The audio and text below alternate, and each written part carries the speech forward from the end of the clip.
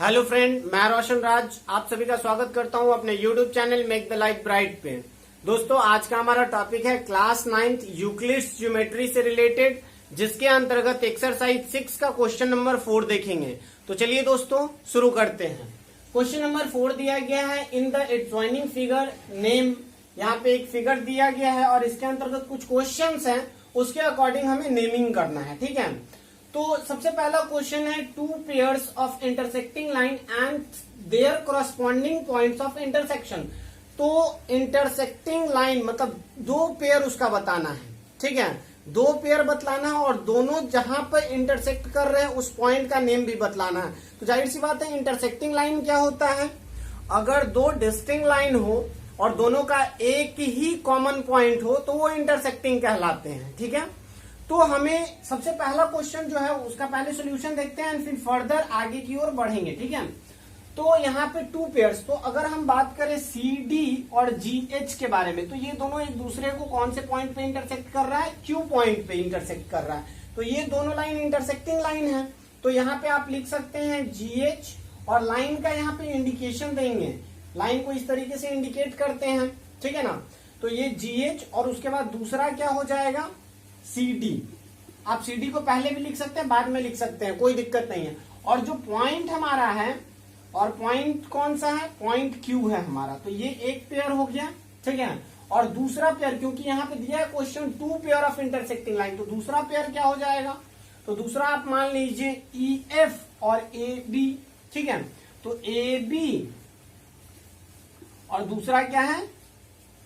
EF। ठीक है, तो AB और आप GH भी लिख सकते थे, क्योंकि ये दोनों भी इंटरसेक्ट R पॉइंट पे कर रहा है, लेकिन आप उसको भी मेंशन करते हैं तो कोई दिक्कत नहीं है।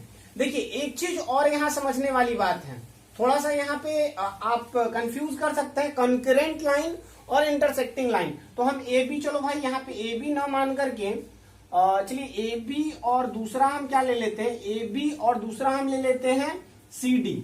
ठीक है ना, क्योंकि ये दो ही यहाँ पर लाइन एक दूसरे को इंटरसेक्ट कर रहा है।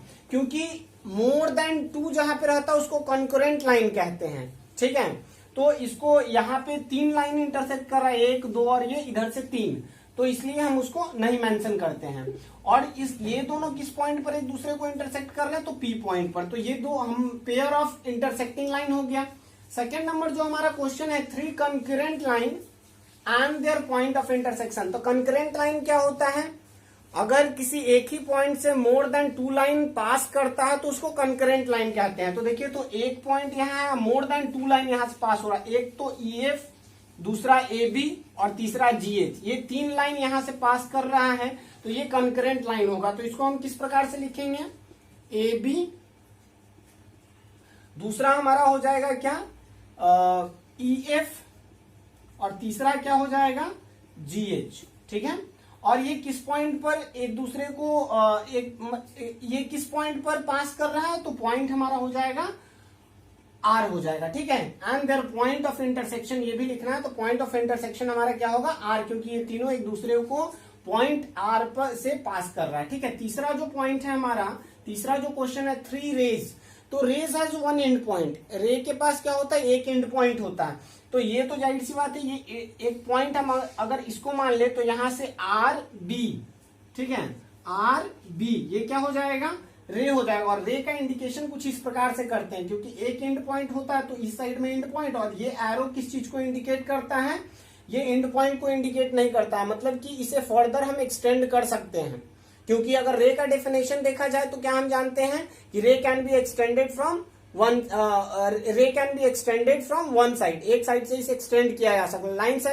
Line can be extended from both side, but line segment can not be extended from any side. ठीक है ना, तो ये RB हो गया, थ्री रेज बोला है, तो दूसरा R को ही, R पॉइंट को ही लेकर आप चलिए, R से दूसरा हो जाएगा RH और तीसरा क्या हो जाएगा? RE हम कर देते हैं।